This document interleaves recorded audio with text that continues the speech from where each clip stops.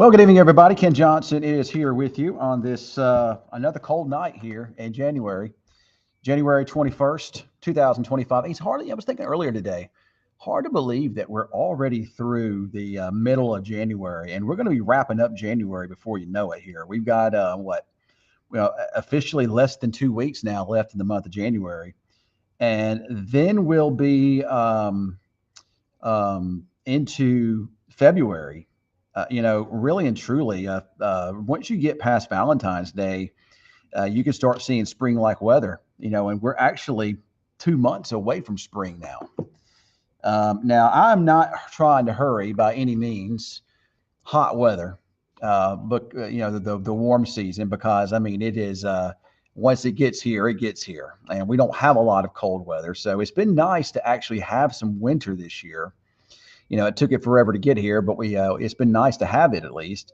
So I'm not complaining about that. But when it's cold like it is outside here, you do start kind of like, yeah, I kind of will be like glad when it gets a little bit warmer out. So, but we still got plenty of winter left. A lot of cold weather still left to go, and usually some of our coldest weather can come into February, and I've even seen it cold into early and mid March before. So all that is a possibility here.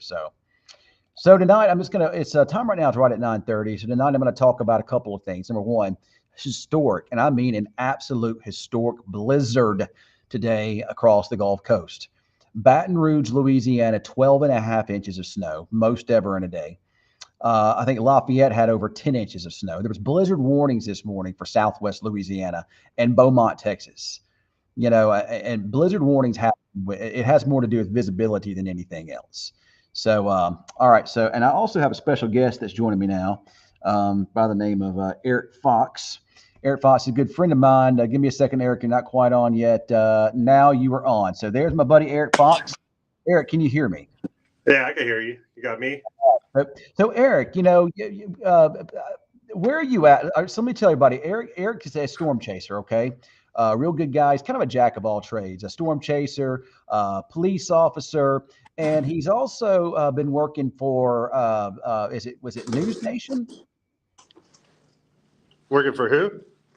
Is it Weather Nation or News Nation? Well, okay, so no, it's Weather Nation. So it's let me explain this a little better because some people get a little confused. But so I'm full time for Weather Nation TV, which I'm a what we call a field correspondent or a weather correspondent is what they call it now, or storm specialist.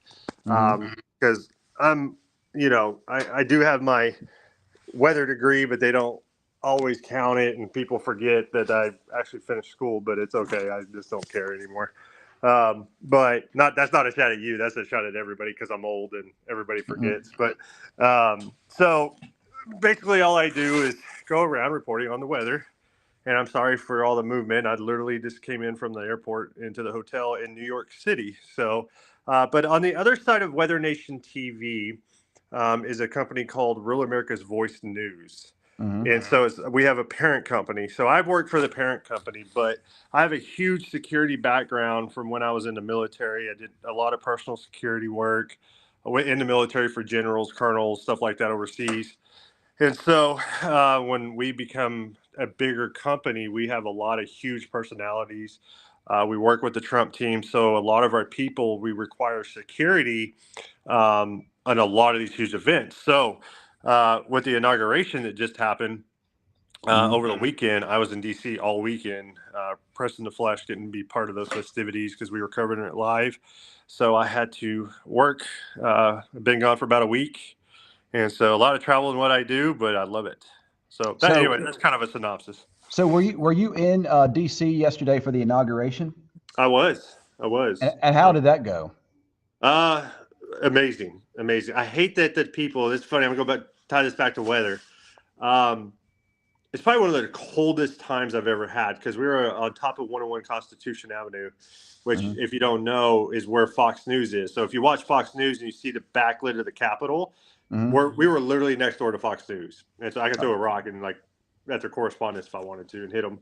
So we're overlooking the Capitol, but we weren't enclosed. We had a tent over us and an open canopy kind of deal, and so that wind, oh my goodness, the wind chill was just. It was negative 22 when we got off the balcony. So we're up there, and I've got all our correspondents up there, and I'm making sure the right people are coming on set, having to do security stuff and do, TV stuff. And it's crazy. Mhm. I was trying to do some weather stuff, but I'm kind of glad that the people weren't out, because I think there would have been some people wanting to stay all night in that weather, because that cold front actually come through about 3 o'clock in the morning through New York, Oh, in that's DC, the East Coast. The kind of what you guys are feeling shifted that way, during the week, and it hit us last. It was just that it was almost like we get Pacific fronts, right? It was almost like that same thing. It got blasted in from the west. So that happened, and it hit, and it was the day before. It was 45 degrees, hmm and too bad we couldn't have the inauguration on that day, because it was one of the most beautiful days in DC you ever saw. And hmm then the next day was brutal. I mean, I walked from the hotel to where our set was. Security was crazy tight, and so you had to walk what was a block from our hotel to where we were at. Had to walk in up about 2 miles around the security to get to in the building where the entrance was. And it was 9 degrees. No, I'm sorry. It was 21 degrees and snowing. And then it was about -8 at that point with wind chill. And then it kept dropping throughout the day. Oh, And so wow. people would have been out there when Trump says like it was brutally cold. It honestly was.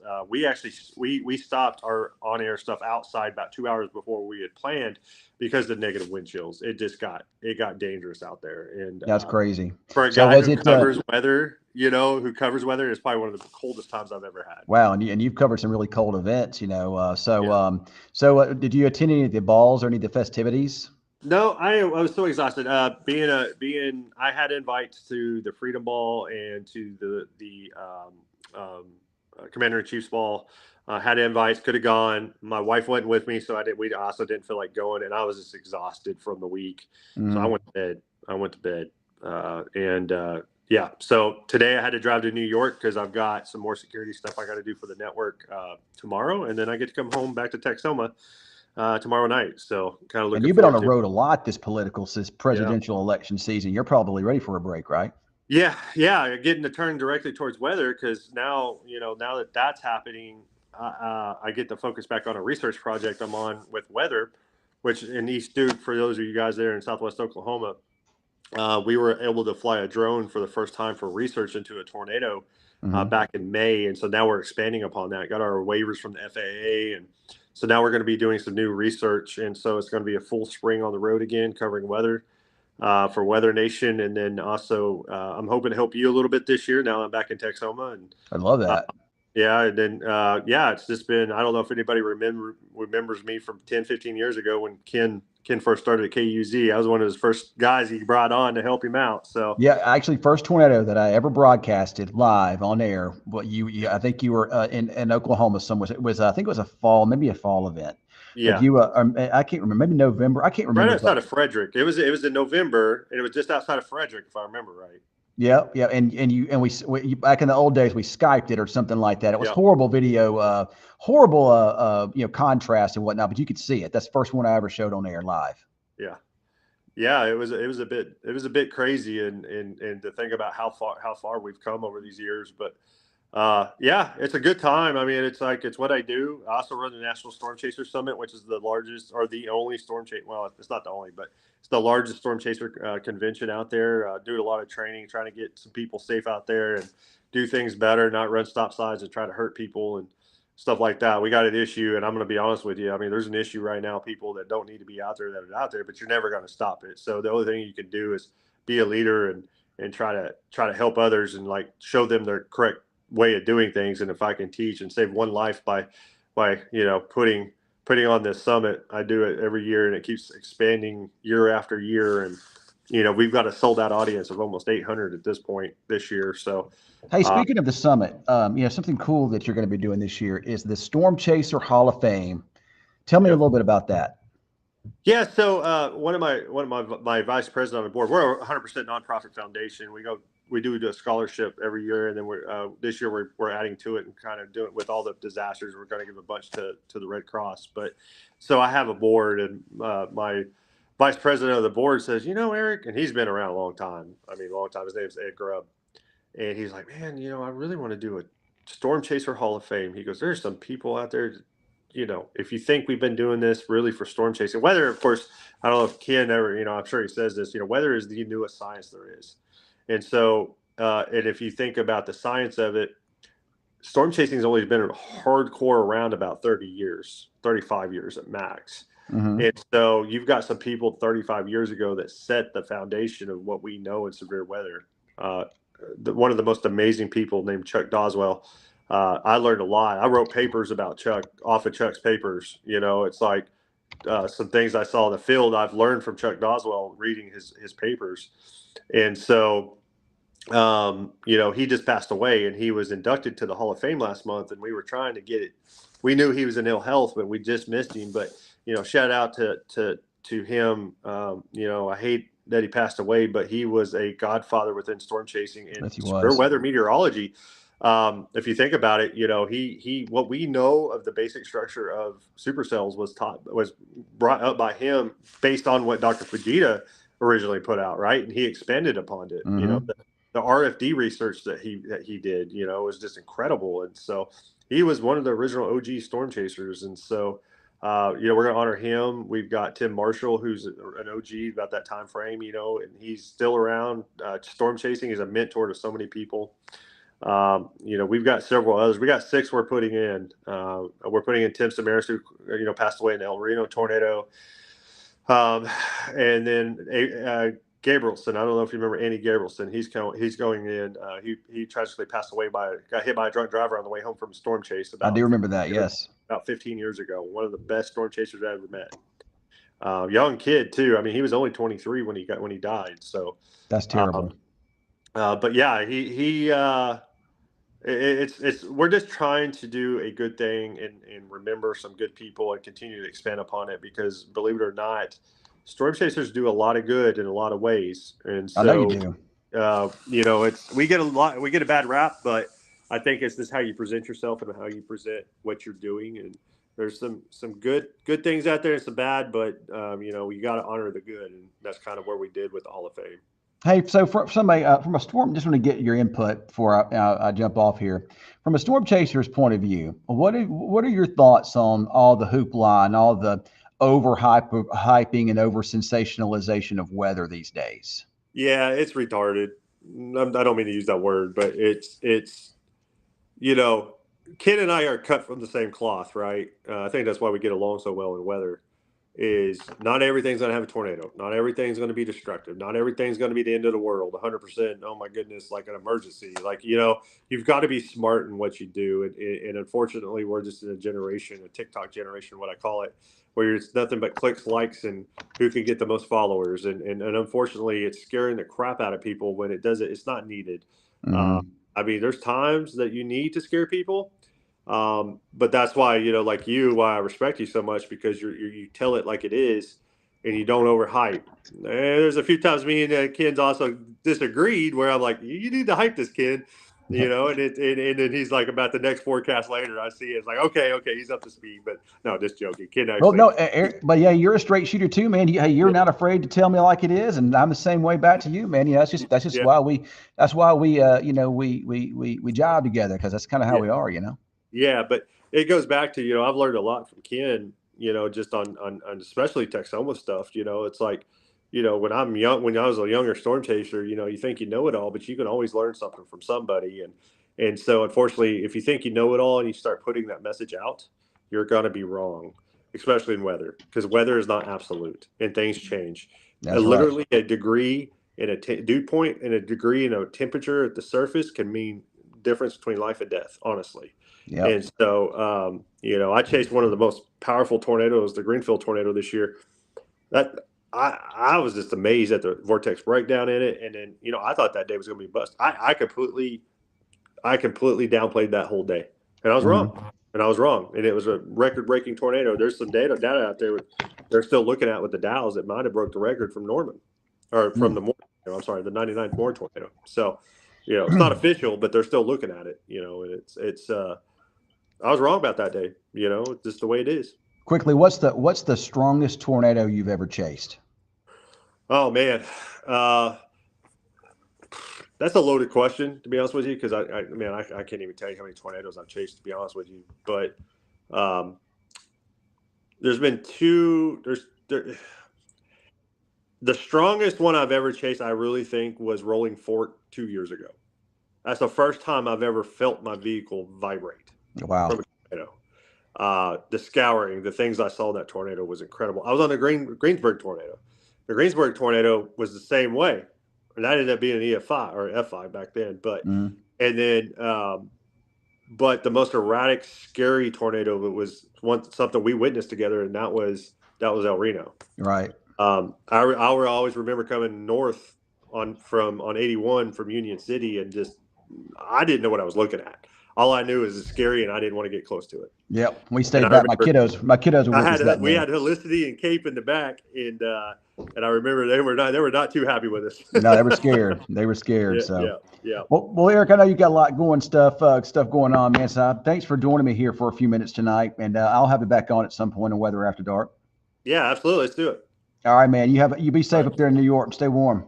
Oh, absolutely. Talk to you later. All right, brother. So then again, that was a good friend of mine, Eric Fox. He's been with me for a long time as far as storm chasing, and been with me. Just a really good dude, good weather guy, just a good guy in general. So I just wanted to have him on, just talk a little bit tonight, because I know Cameron has to work tomorrow morning, and been wanting to get Eric on here for a little while. So, but yeah, I told you I was going to talk a little bit about the snow, and I am. But I'll tell you what, man, this was a historic snowstorm there.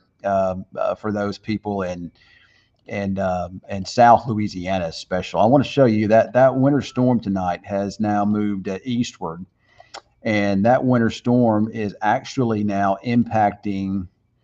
Well, give me a second here. I guess I got to go to one of the tabs here. Oh, here it is. This one I want to go to. Yep.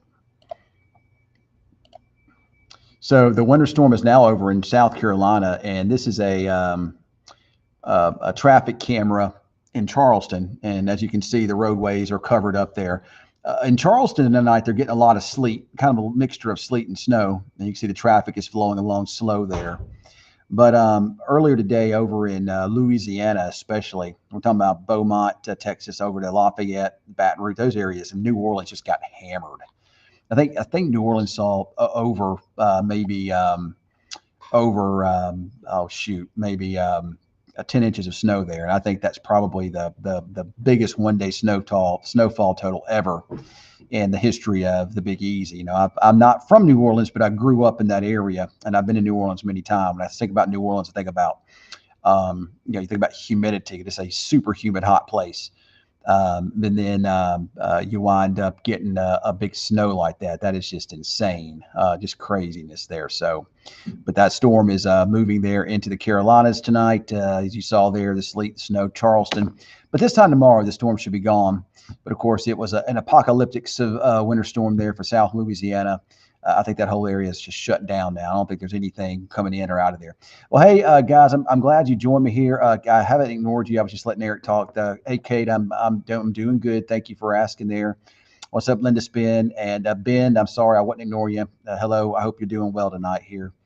Viewership a little bit lower on here than we normally get. But like I said, I wanted to do something a little bit different tonight with that. So, but anyway, but yeah, I got to get ready for the newscast now. It's 9:47 here. So, but thank you guys for being with us here tonight. Thanks to Eric Fox for joining me on here for a few minutes, and thanks to Cameron Lindsay for Cameron just being Weatherman Cam. He apparently he is awake. He could have got on here with us. So anyway, all right, guys, y'all have always need Cameron's energy. Cameron, you always bring the energy. Weather After Dark isn't as good without you. It just isn't.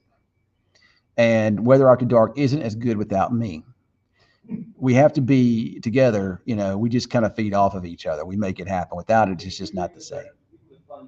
Yeah, Cam brings the funny whenever he falls back and falls off the chair and stuff. That's what makes Weather After Dark. It makes it funny. You know, nothing like making people get a good laugh in before they go to sleep. Actually, I went to eat dinner with my kids tonight. We went to where did we go eat? We went to a Volcano. Volcano's a sushi place here in Wichita Falls, all you can eat. And of course, I ate a bunch of sushi, so I'm definitely full as a tick. That's what we used to say back when I was a kid back in Mississippi, full as a tick.